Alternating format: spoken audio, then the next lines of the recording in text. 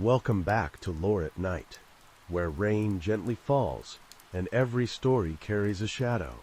I'm always curious to hear where in the world you're listening from, so comment that down below. Now get comfortable, and let's begin with the first story. It began with a death that made no sense. A 12-year-old girl collapsed at home after complaining of a headache. Hours later, her brother followed. Both had taken the same thing, a medicine so common it lived in bathroom cabinets across the country. Extra-strength Tylenol. Within a single day in the Chicago suburbs, it became clear that something ordinary had turned lethal. Doctors were the first to sense that this was not coincidence. The symptoms were sudden and catastrophic. Victims arrived at hospitals in cardiac arrest, or slipped into it moments after. There was no time for treatment, no gradual decline that allowed for intervention. People were dying within minutes of ingesting the capsules. At first, the cases appeared isolated. A man in his 20s died after taking Tylenol for chest pain. A new mother collapsed at home shortly after swallowing the medication. Each death was tragic, but none immediately suggested a larger threat. Headaches, colds, and minor pain were part of everyday life. So was Tylenol. The connection emerged only when physicians began comparing notes. Emergency room staff noticed the same brand name appearing again and again in patient histories. The victims did not know one another. They lived in different towns. They had different ages, jobs, and routines. The only common thread was a red and white bottle purchased at local stores. When toxicology reports came back, the results were horrifying. The capsules contained potassium cyanide, a poison so fast-acting that a single dose could stop the heart. This was not contamination from a factory error or accidental exposure. It was deliberate. Someone had turned medicine into a weapon. By the time authorities understood what they were facing, people were already dead. Local police, state investigators, and federal agencies moved quickly, but they were racing against an invisible clock. Tylenol bottles sat on shelves across the Chicago area and in homes nationwide. No one knew how many had been tampered with or where they might be. Every unopened bottle became a potential threat. Hospitals issued emergency warnings. Pharmacies were told to pull Tylenol products from shelves. News broadcasts interrupted regular programming with urgent advisories. The message was blunt and unprecedented. Do not take Tylenol. Do not give it to your children. Do not assume a sealed bottle is safe. Panic followed swiftly. People emptied their medicine cabinets, pouring capsules into sinks and toilets. Pharmacies fielded frantic calls from customers demanding answers they did not have. Parents watched their children for signs of illness after every headache or fever. The idea that a trusted household product could kill without warning shattered a basic assumption of safety. Investigators worked backward from the victims, tracing where each bottle had been purchased. The locations were spread across multiple stores and neighborhoods, which ruled out a single point of sale. The capsules had not been poisoned at the factory. They had been tampered with after distribution. This realization changed the scope of the case. If the poisonings happened at retail locations, then anyone could be next. The killer did not need access to manufacturing equipment or insider knowledge. He only needed time, anonymity, and a store shelf. Police canvassed pharmacies and grocery stores, searching for surveillance footage and employee recollections. They examined shelves for disturbed packaging and interviewed clerks who had worked the days before the deaths. Most remembered nothing unusual. A person browsing the pain reliever aisle would not stand out. That was part of the danger. The victims, families, were left reeling. Ordinary days had ended in sudden loss, without warning or explanation. There were no final conversations, no chance to understand what had gone wrong. Their grief unfolded publicly as the nation watched, struggling to reconcile how something so familiar could turn deadly. As investigators mapped the timeline, the pattern became clearer. The poisonings were clustered geographically, but scattered enough to obscure a clear path. Someone had moved deliberately from store to store, selecting bottles at random and returning them to shelves. The randomness was intentional. It ensured fear would spread faster than answers. The case drew national attention almost immediately. The FBI joined the investigation, bringing additional resources and expertise. Analysts considered whether the poisonings were meant to kill specific individuals, or whether the victims were chosen purely by chance. The evidence pointed to the latter. There was no personal connection, no discernible motive tied to the victims themselves. That randomness deepened the terror. If there was no target, then everyone was vulnerable. Corporate leaders at Johnson & Johnson faced a crisis without precedent. Tylenol was one of the most trusted pain relievers in the country. Now its name was synonymous with death. Executives were forced to make decisions under immense pressure, balancing public safety, corporate survival, and incomplete information about the threat. Behind the scenes, investigators searched for any clue that could identify who had done this. They examined manufacturing records, shipping routes, and employee backgrounds. They explored the possibility of extortion, noting that poisonings of consumer products had been used elsewhere as leverage. At this stage, nothing pointed clearly in any direction. The killer had left no message, no claim of responsibility, no explanation. As night fell over Chicago, fear settled in with it. People lay awake wondering whether other products might be compromised. Trust, once broken, proved difficult to restore. The poisoner had accomplished something far beyond the loss of life. He had introduced doubt into the most intimate corners of daily routine. What investigators did not yet know was whether the threat was over or still unfolding. Bottles were still unaccounted for. More deaths were possible. Every hour without new information heightened the urgency. The case had moved from a series of medical emergencies to a national criminal investigation in a matter of days. And as authorities scrambled to contain the damage, one question loomed over everything else. Who could do this? And why had they stopped? Or had they not stopped at all? By the second day of the investigation, containment became the overriding priority. Authorities could not afford to think solely in terms of suspects or motive. Their first task was survival. Every bottle still in circulation represented a potential death, and no one could say with confidence how many had been altered. Johnson & Johnson made a decision that would define the case. The company announced a nationwide recall of Tylenol products, pulling millions of bottles from shelves despite the enormous financial cost. It was an unprecedented move, driven by the reality that public trust could not be preserved through half measures. The recall was not limited to the Chicago area. It was national because fear had already spread that far. For investigators, the recall provided a temporary sense of control, but it did not solve the central mystery. The poisonings had already happened. The killer had already demonstrated how easy it was to turn consumer products into weapons. Stopping further deaths did not mean stopping the person responsible. The FBI expanded its role, coordinating efforts across local and state agencies.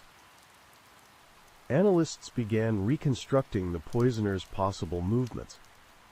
They examined purchase receipts when available, plotted store locations on maps, and estimated how much time it would take to move between them. The exercise suggested planning, but not necessarily sophistication. The act itself required no specialized tools, only access and patience. Investigators turned their attention to motive.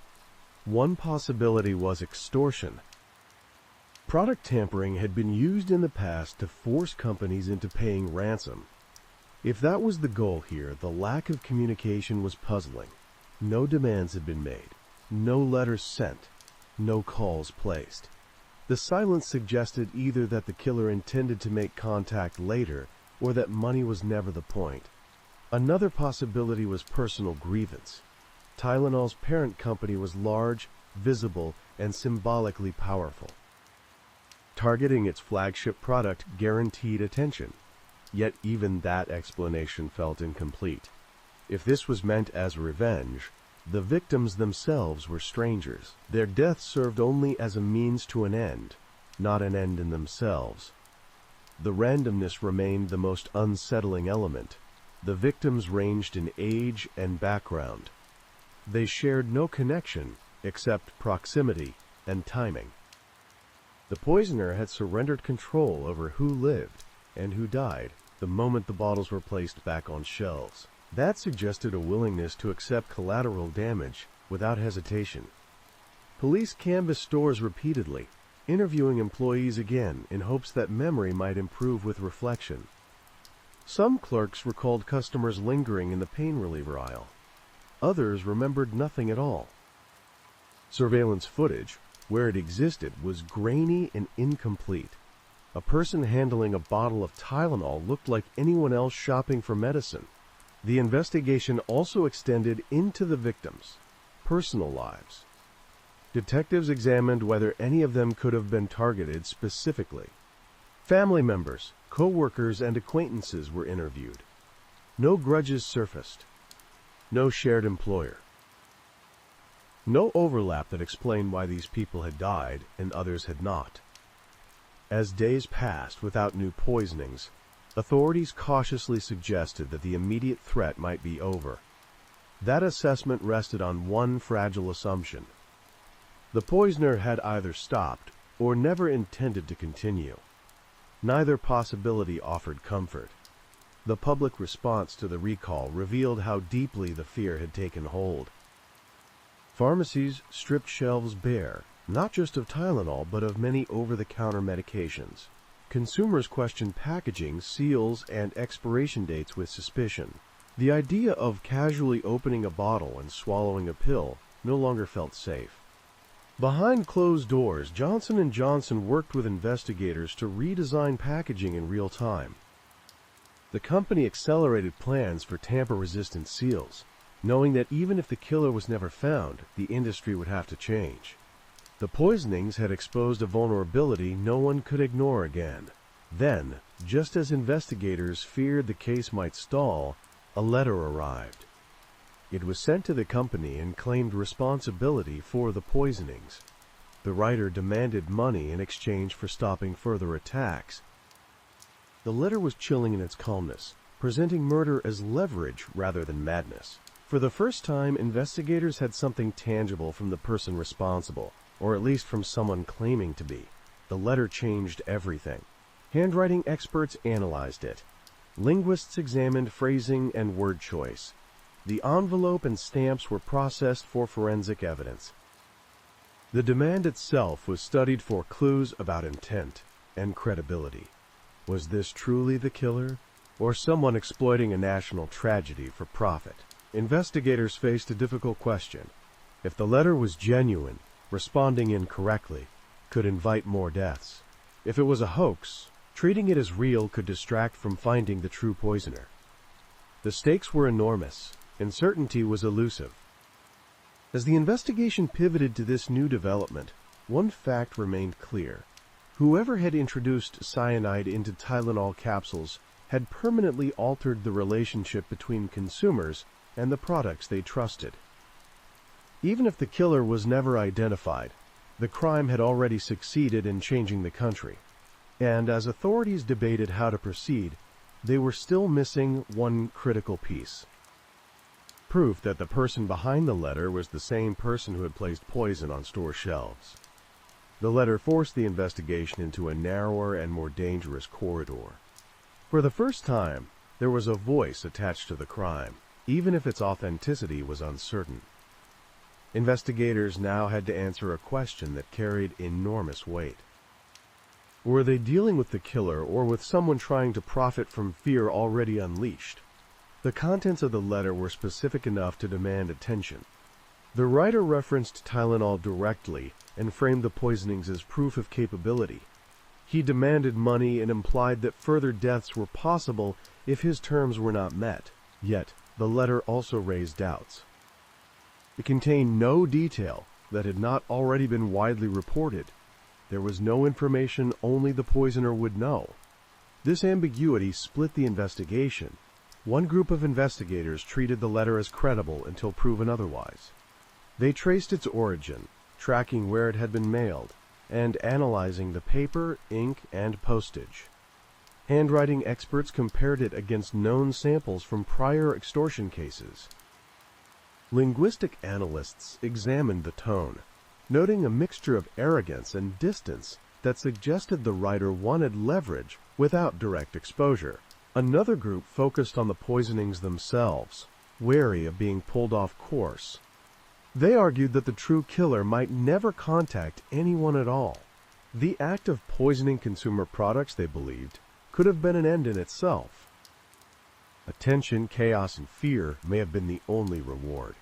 As these parallel efforts unfolded, investigators identified a man who appeared to align with the extortion angle. He had a financial grievance connected to Johnson & Johnson and lived within reach of the affected areas. He became the primary focus of intense scrutiny. Law enforcement examined his background, movements, and communications. They searched his home and questioned his associates. For a time, it appeared that the case might finally be closing in on someone tangible. The pressure was immense, and expectations rose quietly within the task force. But evidence refused to cooperate.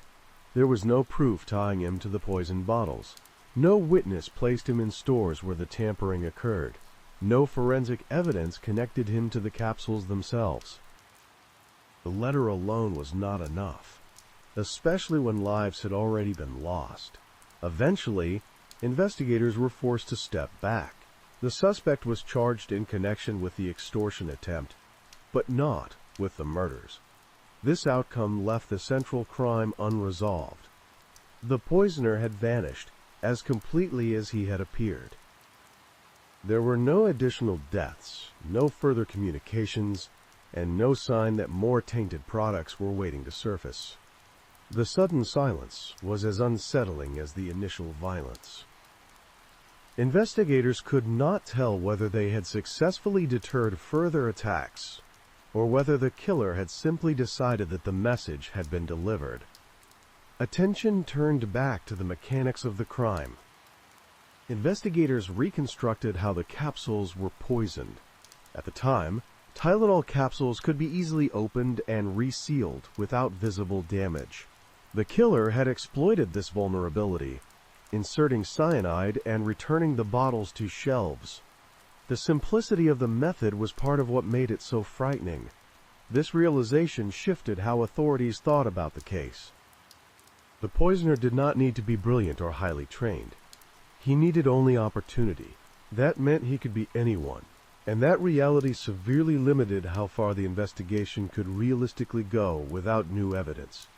As weeks passed, the case cooled publicly but remained active behind the scenes. Investigators continued reviewing tips, though most led nowhere. The volume of public fear gradually receded, replaced by a quieter, more persistent unease. People resumed buying pain relievers, but with caution. Packaging was scrutinized. Trust was conditional.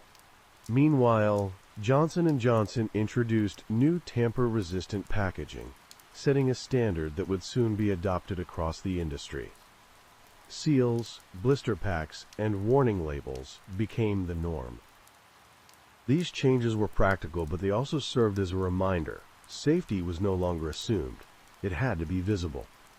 For investigators, this presented a bitter paradox. The crime had changed the world, yet the person responsible remained unknown. There would be no dramatic arrest, no courtroom revelation that explained why 7 people had died.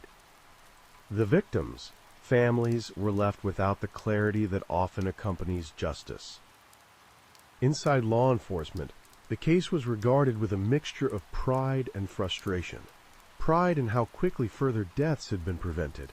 Frustration that the central question remained unanswered. Who had done this, and were they still out there? As time moved on, the Tylenol murder settled into a strange place in public memory. They were both resolved and unresolved. The immediate threat was gone. The damage had been contained.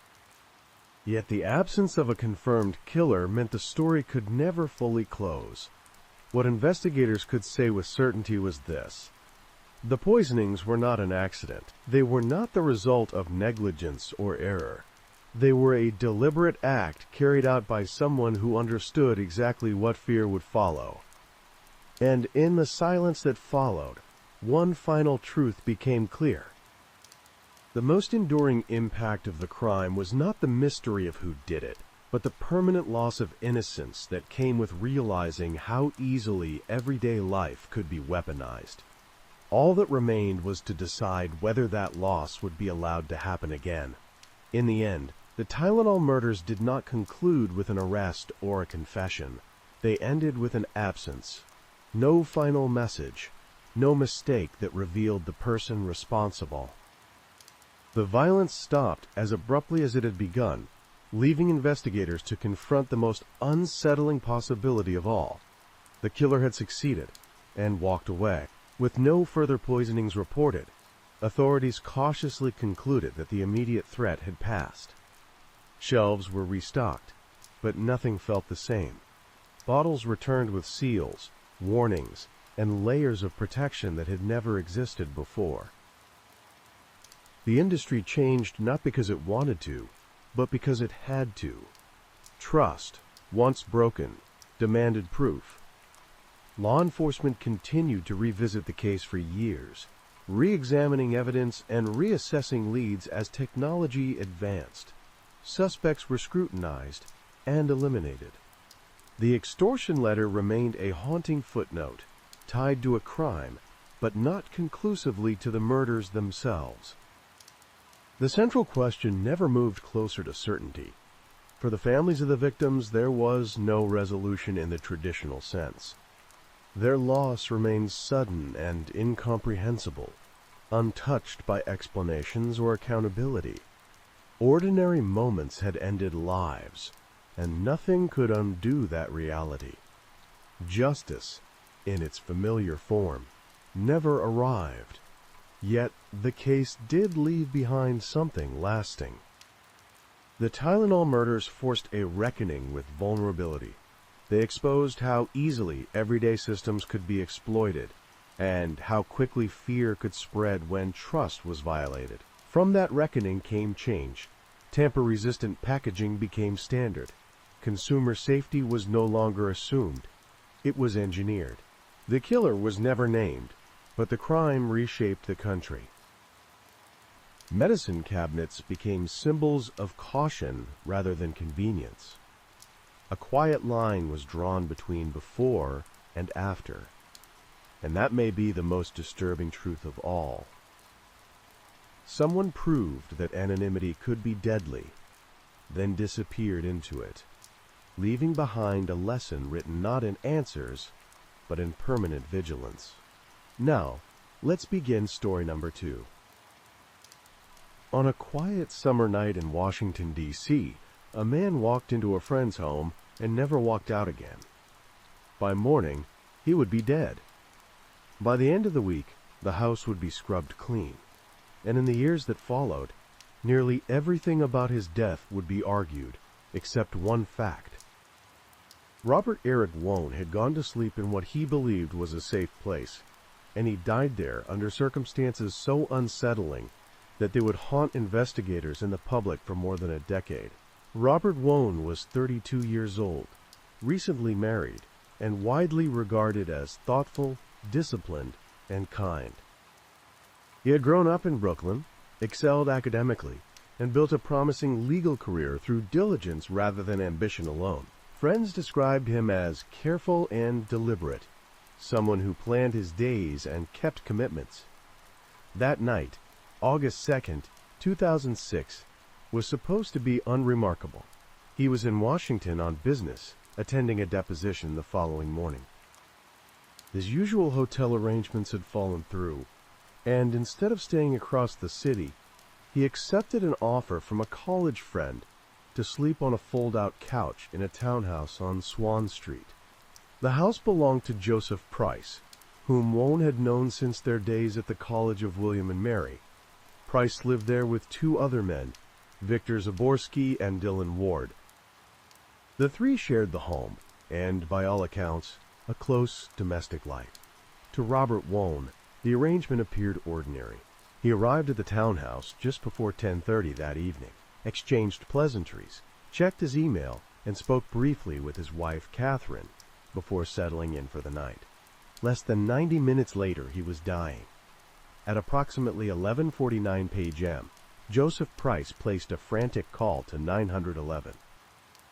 His voice was urgent and panicked as he told the dispatcher that his friend had been stabbed. Emergency responders arrived within minutes. They found Robert Wone lying on his back in the guest room, dressed in a t-shirt and boxer shorts, with a single stab wound to the chest.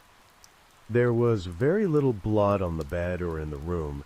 There were no signs of forced entry. The house was quiet, intact, and eerily orderly for the scene of a sudden, violent attack. Robert Wone was pronounced dead shortly after arriving at George Washington University Hospital. From the beginning, the story told by the three men in the house raised more questions than answers. They said they had been asleep when an intruder entered the home, attacked Wone, and fled without taking anything. According to their account, they woke to Wone's screams, rushed to his aid, and called for help. Yet investigators immediately noticed inconsistencies. The wound itself appeared unusually precise, penetrating the chest and striking the heart with surgical accuracy. The absence of blood suggested that Wone had been immobilized or already incapacitated when he was stabbed. Even more troubling, toxicology results would later reveal traces of a paralytic drug in his system. As police began to process the scene, they encountered resistance. The three residents declined to provide detailed statements without attorneys present. This was their legal right, but it complicated the investigation at a critical early stage. Meanwhile, the physical evidence that might have told the story of what happened inside that house was rapidly disappearing. Within days, the townhouse was professionally cleaned from top to bottom. Carpets were washed. Surfaces were wiped down. Potential traces of blood or DNA were gone. For detectives, the case quickly shifted from a straightforward homicide to something far more complex. There was no clear suspect outside the home. There was no weapon recovered. There was no evidence of a break-in. And the people who had last seen Robert Wone alive were offering only a narrow, carefully controlled version of events. As news of the killing spread, public attention intensified. Robert Wone's family and his wife, Catherine, were stunned by the sudden loss and by the uncertainty surrounding his death. They described him as cautious to a fault, someone who would never put himself in a dangerous situation willingly. To them, the idea that he had been randomly attacked by a phantom intruder inside a locked house made no sense. Investigators began retracing Robert Wone's final hours in meticulous detail. They examined phone records, emails, and computer activity. They interviewed neighbors who reported hearing nothing unusual that night. They scrutinized the timeline provided by the three residents, comparing it against medical findings and emergency response data. With each step, the gaps in the story became more pronounced. One of the most troubling aspects was the speed with which Wone had been incapacitated. Medical experts noted that the paralytic agent found in his body would have rendered him unable to move or cry out within seconds. That detail conflicted sharply with the residents, claimed that they heard him scream. It also raised a disturbing possibility. If Robert Wone had been immobilized, someone would have needed close access to him before the stabbing occurred. Despite these concerns, the investigation moved cautiously. There was no direct evidence tying any individual to the act itself. The case hovered in a legal gray area, defined more by what could not be proven than by what could. Prosecutors faced a difficult question. How do you charge a crime when the scene has been sanitized, the witnesses are silent, and the answers seem to have been erased along with the evidence? In the weeks that followed, pressure mounted. The media dissected every development. Legal analysts debated the implications of the case. Friends and colleagues of Robert Wone demanded accountability, while the men who lived in the house retreated further behind legal counsel. The Swan Street townhouse, once an unremarkable row home, became a symbol of mystery and suspicion. What happened to Robert Wone in that house remains one of the most confounding questions in modern Washington crime history. The investigation would stretch on for years, moving through theories, hearings, and trials without delivering the clarity his family sought. But at its core, the case rests on that single, unsettling night.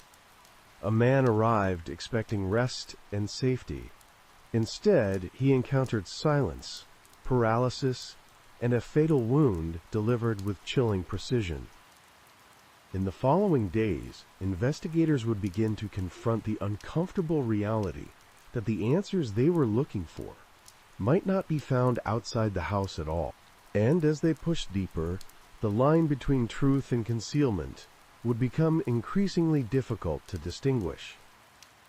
In the days following Robert Wone's death, the townhouse on Swan Street became the quiet center of an investigation that refused to behave like a normal homicide. From the outside, it looked like any other narrow brick home in the DuPont Circle neighborhood. Inside, however, detectives were confronting an absence that felt almost deliberate. There were no shattered doors or windows, no overturned furniture, no obvious struggle. The house appeared preserved, as if violence had passed through without leaving fingerprints behind. Investigators focused first on the physical layout. The guest room where Wone was found sat on the second floor, separated from the bedrooms of the three residents. According to their statements, they had retired for the night shortly after Wone arrived. Sometime later, they claimed, they heard a cry for help. When they reached the guest room, Wone was already gravely injured, yet forensic analysis raised immediate doubts. The bed linen showed only minimal blood staining, inconsistent with a deep stab wound to the heart. Blood that should have pooled or soaked into the mattress was simply not there. Medical examiners noted that Wone's wound was narrow and clean, as though inflicted by a thin blade with significant control. There were no defensive injuries on his hands or arms. There were no signs of a prolonged attack. Taken together, the findings suggested that Wone had been unable to resist. That conclusion aligned with the toxicology report, which detected a drug known to cause paralysis and sedation. Its presence in Wone's system meant that he had likely been incapacitated before he was stabbed. This discovery fundamentally altered the direction of the investigation. A random intruder would have needed not only access to the home, but also the means and opportunity to administer a fast-acting paralytic drug without alerting anyone else inside. Detectives struggled to envision how such an assault could occur unnoticed in a shared townhouse with 3 adult occupants. As police pressed for clarity, they encountered a wall of silence. Joseph Price, Victor Zaborski, and Dylan Ward all retained legal counsel and limited their cooperation. They reiterated their intruder theory, but declined to elaborate. From an investigative standpoint, this was deeply frustrating. The 3 men were not suspects in the formal sense, but they were the only known witnesses to Wone's final moments. Without their full accounts, timelines remained incomplete and critical questions unanswered. Attention turned to the possibility that evidence had been deliberately destroyed. Investigators learned that shortly after the killing, the home had undergone extensive cleaning. While some cleanup is understandable after a traumatic event, the thoroughness raised red flags. Items that might have carried trace evidence were no longer available. Carpets and surfaces that could have told a forensic story had been stripped of it. For prosecutors, this would later become a central issue. Even if they could not prove who committed the killing, They might be able to prove that someone had worked to conceal what happened. Meanwhile, Robert Wone's personal life came under scrutiny, not because investigators suspected him of wrongdoing, but because they needed to understand whether he had any hidden vulnerabilities. Interviews with family, friends, and colleagues painted a consistent picture. Wone was cautious, methodical, and deeply devoted to his wife. There was no evidence of risky behavior, secret relationships, or conflicts that might explain why he would be targeted. This reinforced the sense that whatever happened was tied not to Wone himself, but to the environment he stepped into that night. The pressure on the case intensified as prosecutors weighed their options. The absence of a clear suspect made traditional charges difficult. Yet the medical findings and the inconsistencies in the resident's story could not be ignored. Eventually, authorities shifted their strategy. Rather than charging anyone with murder, they pursued obstruction of justice charges against Price, Zaborski, and Ward, alleging that they had conspired to mislead investigators and tamper with evidence. The move was controversial. To some observers, it looked like an admission that the state could not prove who killed Robert Wone. To others, it was a necessary step in holding someone accountable for the disappearance of truth itself. The case moved towards trial, not as a question of who plunged the knife, but of whether the men in the house had worked together to hide the circumstances of Wone's death. As the legal process unfolded, the courtroom became the primary stage for unraveling what little evidence remained. Expert witnesses dissected blood patterns, drug effects, and timelines. Defense attorneys challenged the reliability of forensic interpretations and emphasized the lack of direct proof. The jury was asked to consider not what they believed had happened, but what could be established beyond a reasonable doubt. Outside the courtroom, the unanswered questions lingered. How had the paralytic drug been administered? Why was there so little blood? And most haunting of all, why did the only people who could explain the night choose not to speak? By the time the obstruction trial concluded, the investigation had reached a critical crossroads. The verdict would determine not just the fate of the three men, but the future of the case itself. If the state failed here, the chances of ever bringing a homicide charge would diminish even further. As the jury deliberated, one truth had already become clear. Whatever happened on Swan Street was not the result of a random act by an unknown intruder. It was an event shaped by proximity, access, and silence.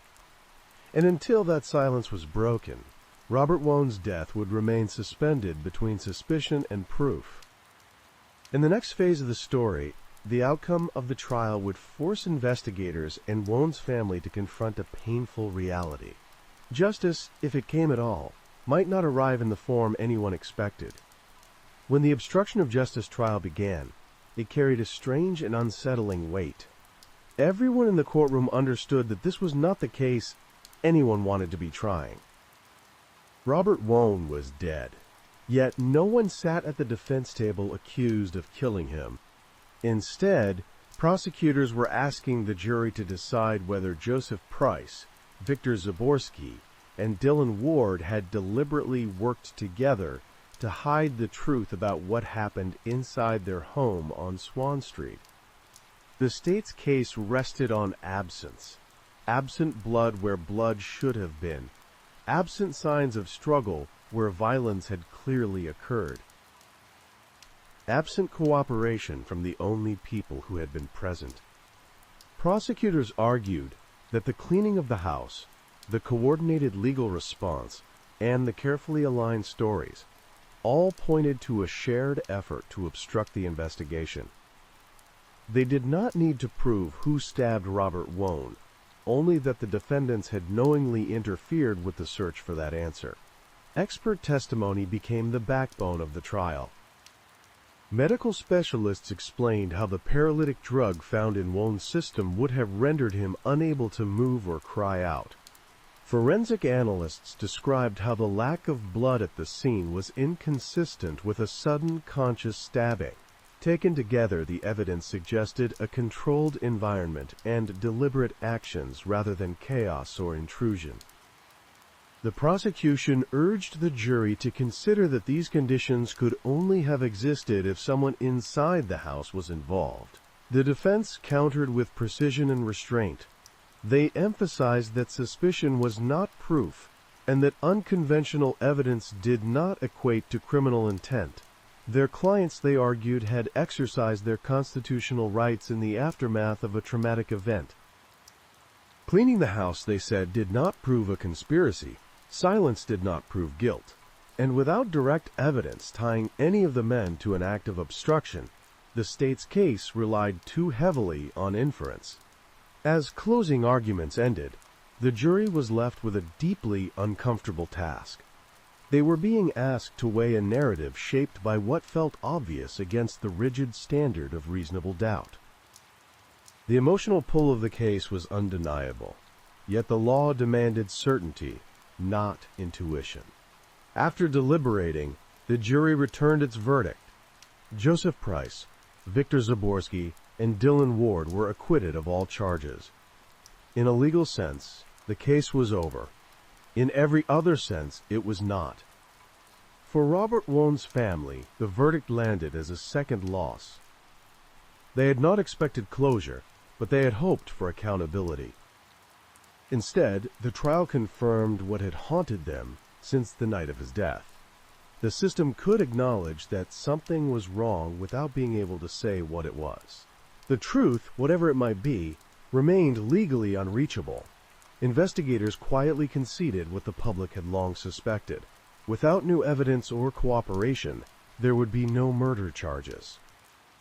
The cleaned house, the lost forensic traces, and the early silence had done irreversible damage. The opportunity to reconstruct the night had passed almost as soon as the night itself ended. Over time, one conclusion solidified among those closest to the case. Robert Wone did not die at the hands of a stranger. The medical evidence, the improbability of the intruder theory, and the controlled nature of the scene all pointed inward. Someone with access, time, and familiarity with the house had been present when Wone was incapacitated and killed. But the law requires more than conclusions. It requires proof that can survive scrutiny, and that proof no longer existed. No one has ever been charged with Robert Wone's murder. The Swan Street townhouse eventually returned to anonymity. Life moved on for the men who lived there. Yet for Wone's family and for those who followed the case, the unanswered questions never faded. How was the drug administered? Who held the weapon? And why did a night meant for rest become an act of irreversible violence? In the end, the Robert Wone case stands as a reminder of how fragile truth can be. Evidence can be erased. Silence can be strategic. And justice, even when fiercely pursued, can be defeated not by deception alone, but by time and absence. Robert Wone entered a house believing he was among friends. He trusted that safety was a given. What happened next remains locked behind closed doors, preserved not by secrecy, but by the impossibility of proving what so many believe they already know. And that is where the story ends. Now let's begin the final story tonight. The cabin sat quietly among the pines, its windows dark against the Montana wilderness. Inside, a man worked alone by lamplight, surrounded by hand tools, scraps of metal, and pages of tightly written notes. He lived without electricity, without running water, and without neighbors close enough to notice the rhythm of his days. From the outside there was nothing remarkable about the place. It looked like a retreat. It looked like solitude. What it concealed was one of the longest and most unsettling criminal investigations in American history. For nearly 2 decades, a series of carefully constructed bombs appeared without warning. They arrived in the mail or waited silently inside packages that seemed ordinary until the moment they were opened. Each device was different, but they shared a signature precision. The components were handmade. The wiring was meticulous.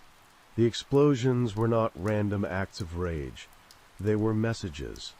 The first blast injured a university professor. The second wounded a graduate student.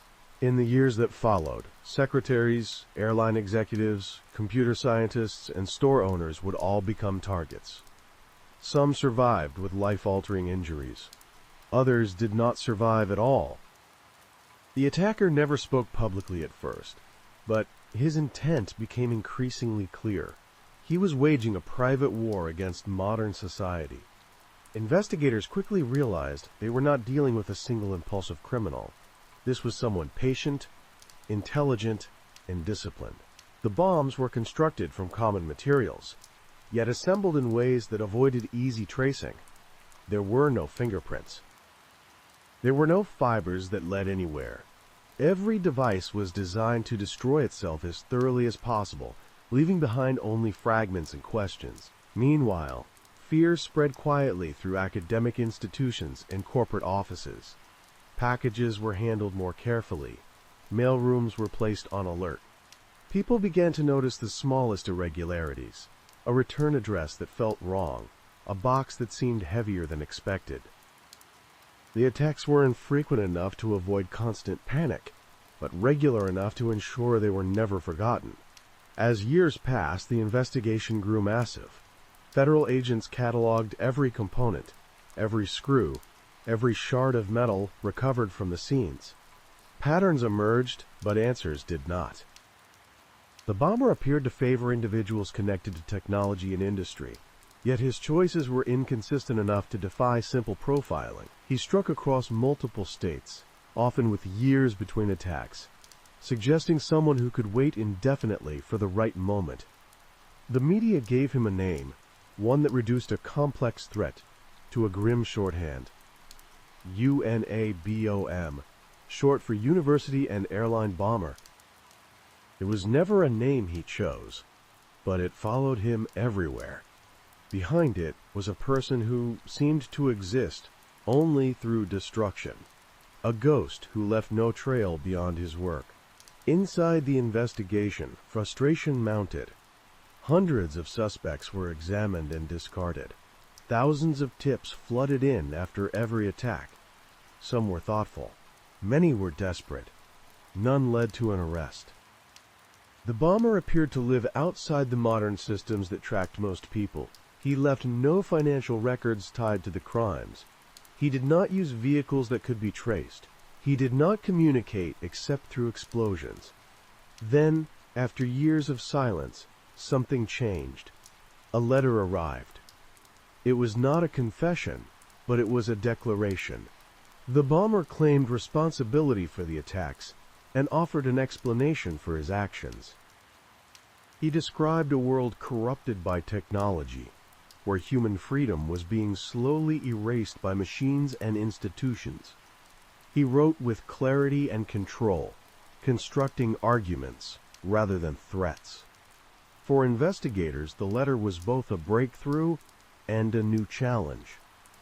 For the first time, they were hearing his voice. Soon, more letters followed. Each one revealed more about how he saw the world and himself. He was not hiding his intelligence. He wanted it recognized. He believed his ideas mattered more than his anonymity, and that belief would alter the course of the case. Federal agents now faced a difficult decision. Publishing the bomber's words risked amplifying his message, but it also offered something they had never had before. Language leaves traces. Writing reflects thought patterns, education, and personality. Somewhere, someone might recognize the voice behind the violence. As the investigation entered this new phase, the man in the woods continued his work, unaware of how close the distance between himself and the outside world was about to become. The quiet that had protected him for so long was beginning to fracture, not with an explosion, but with words. And in those words, investigators believed, was the key to finally seeing him clearly. The decision to publish the bomber's writing was not made lightly. Investigators understood the risk of giving a mass attacker exactly what he wanted: attention and validation. Yet the case had stalled for years, and the letters represented the first meaningful lead that did not rely on fragments of metal or burned wiring. Language, unlike explosives, could be traced backward to a mind. When the manifesto appeared in major newspapers, millions of people read it. Some dismissed it as incoherent extremism. Others found parts of it unsettlingly articulate. The bomber argued that modern technology was not liberating humanity, but enslaving it. He claimed industrial society stripped individuals of autonomy and replaced purpose with artificial systems of control. The writing was dense, methodical, and emotionally restrained. There was no rambling. There was no obvious mental disorganization. Whoever wrote it was educated and deliberate. Inside the task force, analysts began dissecting the text line by line. Linguists examined sentence structure, vocabulary choices, and recurring phrases. Psychologists studied the emotional tone, noting the absence of impulsive rage. This was not a man lashing out blindly.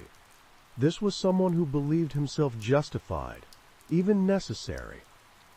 One detail stood out quickly. The writing style felt dated, as though it belonged to an earlier academic era. Certain phrases were unusual, formal in ways that had fallen out of fashion. The arguments echoed themes from mid-20th century critiques of technology, but they were presented with original phrasing rather than borrowed quotes. This suggested someone who had absorbed these ideas deeply, perhaps long ago, and had been refining them in isolation. Meanwhile, the public response was overwhelming. Thousands of tips poured in from people who thought they recognized the voice behind the words. Former students remembered professors who spoke in similar terms. Colleagues recalled co-workers who ranted about technology with comparable intensity. Family members wondered whether a distant relative's long-held beliefs had crossed into something darker. Each tip had to be evaluated, documented, and often dismissed. At the same time, the bomber continued to exist as a physical threat. Although the letters created a pause in attacks, there was no guarantee the violence had ended. Investigators had to balance analysis with readiness, knowing another device could appear without warning. As the linguistic work progressed, patterns became clearer. The author frequently used specific constructions, pairing words in ways that were statistically rare. He avoided contractions almost entirely. He favored certain transitions and qualifiers, repeating them across hundreds of pages. This consistency suggested not only education, but habit. Writing like this had once been routine for him. One analyst proposed a crucial shift in perspective. Instead of asking who might write like this now, they should ask who once wrote like this professionally, but no longer did. Someone who had stepped away from academia or formal work, yet retained the voice of that world. This idea reframed the search. Investigators began looking at former professors, researchers, and graduate students who had vanished from professional circles years earlier. Men who had withdrawn, retreated, or been dismissed. Individuals whose lives had taken sharp turns away from institutions and into isolation. Slowly, the list narrowed. Among the thousands of tips, one stood out for its specificity. It did not come from a profiler or a colleague, but from someone who had lived with the writing style for years. The tip described a man who shared not only the bomber's ideas, but his phrasing. Certain expressions in the manifesto were nearly identical to things this person had written decades earlier. Agents approached the tip cautiously. Many promising leads had collapsed under scrutiny. Still, they gathered the older writings mentioned in the report and placed them side by side with the manifesto. What they saw made the room go quiet. The similarities were not vague or interpretive. They were structural. Entire argument patterns mirrored each other. Even small grammatical quirks, aligned in ways that were difficult to explain by coincidence. Linguists ran formal comparisons, and the results reinforced what their instincts already suspected. For the first time in the investigation, the bomber no longer felt like a faceless idea. He felt like a specific individual with a past, a trajectory, and a place in the world. Agents began retracing that path, moving backward through years of absence and silence. They followed records that had not been examined before, searching for where a mind like this might have gone when it decided to disappear. Somewhere far from the offices and labs he once knew, a man continued to live quietly among the trees. He still believed he was unheard, still believed his message was misunderstood. He did not yet know that his own words had built a bridge investigators could finally cross. And once they stepped onto it, there would be no turning back. Once investigators had a name, the case changed shape. It was no longer an abstract hunt for an unseen bomber, but a focused effort to confirm whether one reclusive life could account for nearly 2 decades of violence. Still, certainty mattered. A mistake at this stage would not only derail the investigation, but risk allowing the real attacker to disappear forever. Agents began reconstructing the suspect's history in careful detail. Years earlier, he had shown exceptional intellectual promise. He moved easily through elite academic institutions, earning respect for his mathematical brilliance while remaining socially distant from those around him. Former colleagues described him as intense and private, someone who rejected small talk and seemed uncomfortable with ordinary human interaction. Even then, he was known for rigid beliefs and an uncompromising worldview. At some point, that promising path fractured. He resigned abruptly from his academic position, leaving behind a career many would have considered extraordinary. There was no clear professional explanation, only a growing resentment toward institutions and authority. Afterward, his footprint faded. He withdrew from cities, from universities, from the systems that had once validated him. The world he rejected did not notice his absence. Investigators traced him through sparse records. He did not maintain steady employment. He did not build a family. He did not remain connected to colleagues. Instead, he moved steadily toward isolation, eventually settling in a remote area far from the reach of routine observation. The location was not random. It allowed privacy, self-sufficiency, and distance from the society he despised. As agents studied his life, the crimes began to align with chilling coherence. The targets matched his grievances. The timing of attacks corresponded with periods when he would have had the freedom and solitude to work undetected. The sophistication of the devices matched his technical aptitude and patience. Even the evolution of the bombs reflected a mind that refined its methods through experience rather than improvisation. Still, the task force resisted the temptation to rush. No arrest could be made on ideology alone. They needed physical confirmation, evidence that tied this man to the devices beyond belief and language. Surveillance began quietly. Agents traveled to the region where he lived, careful not to disturb the isolation that had shielded him for years. They studied maps and aerial imagery. They noted the lack of utilities, the absence of modern conveniences.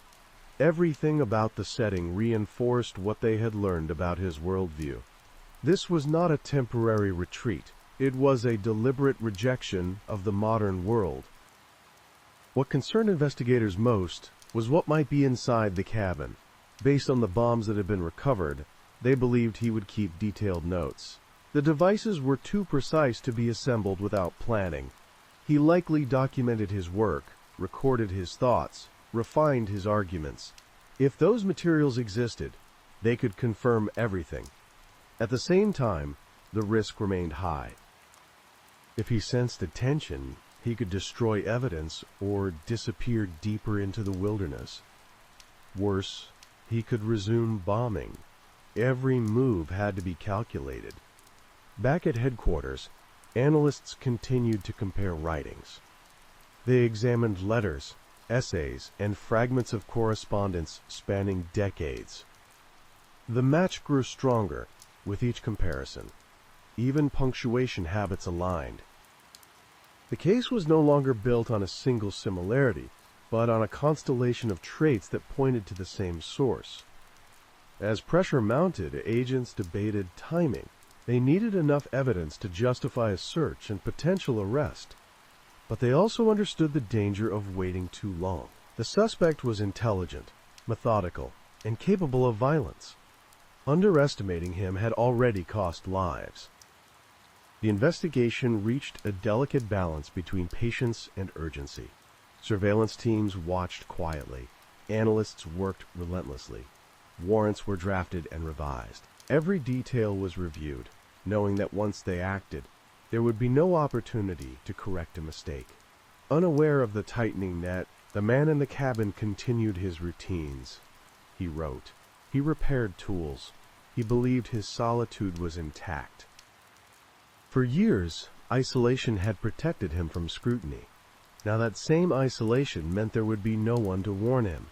The distance between the bomber and those pursuing him had narrowed to a matter of miles. The next step would bring them face to face for the first time. And when it did, the silence he had relied on would finally come to an end. The arrest came quietly, without spectacle or resistance. Federal agents approached the cabin with caution, aware that the man inside had spent years building weapons designed to kill without warning. They did not know what traps might be waiting or what devices could be hidden among the trees. Every step was deliberate. Every movement assumed danger. When they reached him, there was no dramatic confrontation. He was taken into custody calmly, almost passively, as though the moment he had spent years imagining had finally arrived and required no reaction at all. The man who had terrorized the country through carefully disguised packages did not flee or fight. He complied. Inside the cabin, investigators found what they had feared and hoped for at the same time. The space was small and spare, lit by natural light and organized with a precision that mirrored the bombs themselves. On a crude desk were handwritten journals. There were thousands of pages, some detailed philosophical arguments against industrial society. Others described the construction of explosive devices in meticulous detail. Diagrams matched fragments recovered from past crime scenes. Components were stored carefully. Tools bore traces of materials used in previous attacks. It was all there. The journals confirmed not only authorship, but intent. He had documented his crimes with the same detached clarity he used in his writing. There was no remorse expressed. He viewed the bombings as a necessary means to force society to confront what he believed was an existential threat. The victims were not individuals to him. They were symbols. As agents cataloged the evidence, the full scope of the case became undeniable. Years of unanswered questions now had a single, coherent explanation. The isolation, the patience, the intellectual rigor. All of it converged in that one place, far from the world he despised yet deeply shaped by it. During questioning, he spoke carefully and sparingly. He did not deny responsibility. He did not seek forgiveness. His focus remained fixed on his ideas, insisting that history would eventually understand his actions. Investigators noted the same controlled tone they had seen in his letters. The man they arrested was the same voice that had written the manifesto, unchanged by exposure or consequence. For the families of the victims, the arrest brought a complex kind of closure. The fear that had lingered for years finally had an ending, but the damage could not be undone. Lives had been lost. Others had been permanently altered. Knowing who was responsible did not erase that pain, but it did end the uncertainty.